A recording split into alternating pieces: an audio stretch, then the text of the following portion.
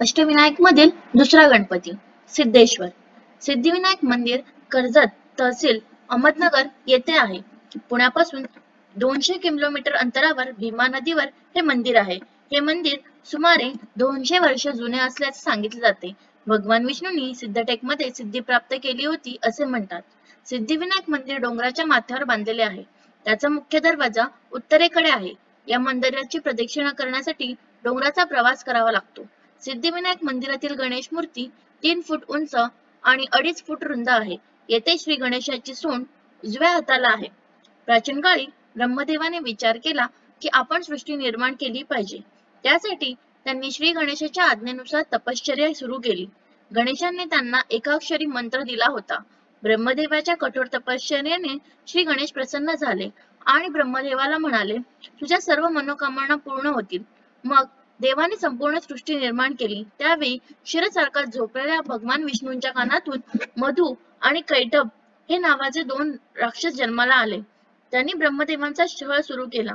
संपूर्ण पृथ्वी हादरली। तेव्हा सर्व देवांनी भगवान विष्णूंना जागे केले। विष्णू आणि मधुकैटभ यांच्यात घनघोर युद्ध झाले।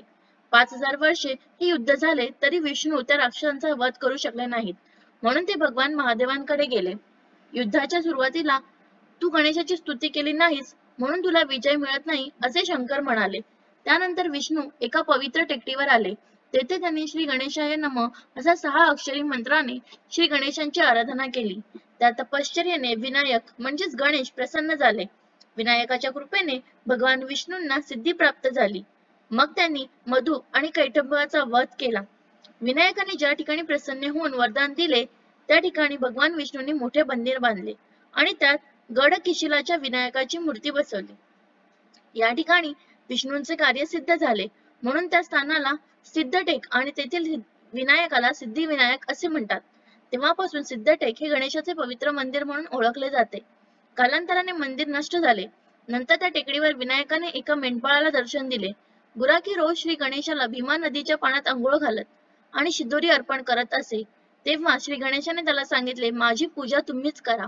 मग त्यांनी पुरोहित नावाच्या ब्राह्मणाकडून श्रीची पूजा करण्यास सुरुवात केली आणि पेशव्यांच्या काळात येथे मंदिर बांधण्यात आल्याची आख्यायिका आहे।